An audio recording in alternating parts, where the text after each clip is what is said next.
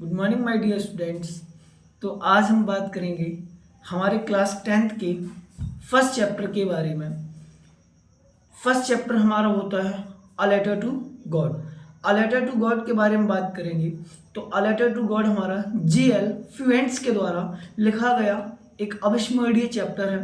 तो बात करते हैं आज कि किस तरीके से पूरा चैप्टर जो डिपेंडेंट है वो एक फार्मर के ऊपर है।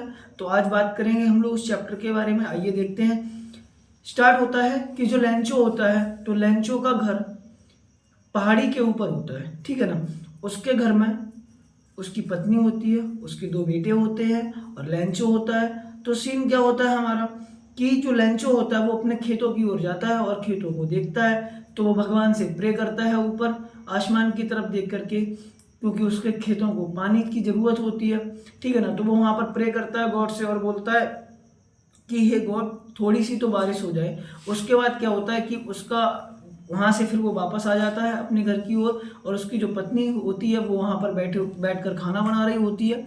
उसके बाद फिर उसका जो बड़ा बेटा होता है वो खेत पर काम कर रहा होता है और छोटा बेटा बाहर, घर के बाहर कहीं पर खेल रहा होता है। तो जैसे ही खाना बन के तैयार होता है तो जो लेंचोस की वाइफ होती है, तो लेंचो की वाइफ बच्चों को आवाज़ मारती है खाने के लिए। और जैसे ही वो लोग खाना खाना स्टार्ट करते हैं तो वहाँ पर क्या होता है कि अचानक से खाना खाते ही समय बारिश स्टार्ट हो जाती है और बारिश के साथ साथ ओले गिरने भी स्टार्ट हो जाते हैं। जैसे ही ओले गिरते हैं तो उनका जो बड़ा बेटा होता है वो ओलों को उन सिक्कों से कंपेयर करता है कि बड़े ओले जो होते हैं वो 10 के सिक्के के बराबर होता है और जो छोटे ओले होते हैं वो 5 के सिक्के के बराबर होता है।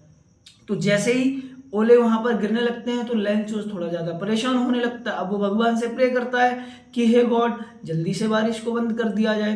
फिर वो क्या सीन होता है कि जैसे ही बारिश बंद होती है तो वो अपने खेतों की ओर जाता है और खेतों की ओर देखता है। वहां पर जाकर क्या होता है, जैसे ही वो देखता है अपने खेतों की ओर तो उसका जो खेत होता है वो पूरी तरीके से वाइट हो जाता है और उसको ऐसा लगता है कि जो हमारा खेत है वो पूरे नमक के तरीके से पूरा ढका हुआ है। फिर वो अपने बड़े बेटे से बोलता है कि इतना नुकसान तो टिड्डियों के आने से भी नहीं हुआ था जितना कि इस बारिश से हो गया है। अब जब उसका नुकसान हो जाता है तो वो बहुत ज़्यादा परेशान हो जाता है। फिर वो अपनी फैमिली से बोलता है कि अगर हम लोगों ने अरेंजमेंट नहीं किया तो हम लोग पूरी साल भूखे मरेंगे। फिर वो क्या करता है कि वो सोचता है और फिर वो डिसाइड करता है कि वो अब किसी से मदद नहीं लेगा शिवाय भगवान के। फिर वो एक काम करता है कि एक पत्र लेता है और उस पत्र पर भगवान के लिए एक पत्र लिखना आरंभ करता है, लेटर लिखता है। और उस लेटर में वो भगवान से कहता है कि ओले पड़ने के कारण हमारी पूरी फसल जो है वो नष्ट हो गई है। अब आप मुझे 100 पैसों की मदद कर दीजिए जिससे कि क्या मैं दूसरी फसल उगाने के लिए फसल खरीद सकूं और मेरी फैमिली भूखमरी से बच जाए।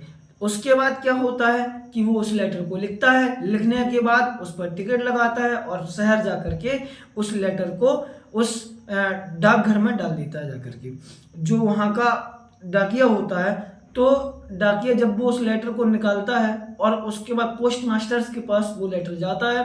जब वो लेटर पोस्ट मास्टर्स के पास जाता है तो पोस्ट मास्टर उस लेटर को पढ़ने के बाद हंसता है, सोचता है कि अजीब सा एक व्यंग लिखता है कि यार इस व्यक्ति का जो बिलीवेंस सिस्टम है वो भगवान के प्रति कितना उत्तरदायी है।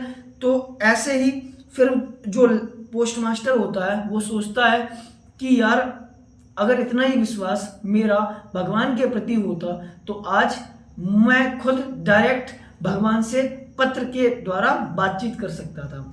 उसके बाद क्या होता है कि वो कहता है, वो अपने सभी साथियों को बुलाता है और अपने सभी साथियों से इस बारे में बात करता है। बात करने के साथ साथ वो कहता है कि हम सभी मिलकर के किसान की मदद करेंगे और जो उसका विश्वास भगवान के प्रति है उस विश्वास को हमेशा हमेशा के लिए बनाए रखेंगे और उसके विश्वास को कभी भी टूटने नहीं देंगे। तो वो क्या करता है, जो पोस्ट मास्टर्स होता है वो अपनी पूरी सैलरी और वहाँ जितना भी स्टाफ होता है वो सभी स्टाफ मिल करके उसका 70 पैसों उस लिफाफे में डाल करके और जो डाल करके उसी लिफाफे में बंद करके वहीं रख देता है। तो नेक्स्ट संडे क्या होता है कि जो लेंचो होता है वो शहर आता है, सुबह ही 6 बजे मॉर्निंग में वो वहाँ आ जाता है और देखता है कि किस तरीके से जो उसका बिलीवेंस था, उसको लगता है कि हाँ भगवान ने उसके लिए पैसे डाले होंगे, तो वो वहाँ पर आकर के सबसे पहले देखता है तो उसका जो लिफाफा होता है वो वहाँ पर उसको मिल जाता है। और जैसे ही वो एनवलप को ओपन करता है, देखता है, तो उस लिफाफे में क्या होता है कि वहाँ पर सिर्फ और सिर्फ 70 पैसों ही मिलते हैं। तो अब उसको ऐसा लगता है कि ऊपर से भगवान ने तो 100 पैसे भेजे थे, लेकिन मुझे सिर्फ 70 पैसों मिले हैं, और बाकी का जो 30 पैसों होता है वो वहाँ के कर्मचारी खा लेते हैं। और ऐसा उसको लगता है, लेकिन ऐसा नहीं होता, क्योंकि ये तो मैंने आपको पहले ही बता दिया है कि जो पैसों 70 पैसों आए थे उस एनवलप में, वो वहाँ के कर्मचारियों ने ही मिलकर एकत्रित किए थे और उस लिफाफे में डाले थे।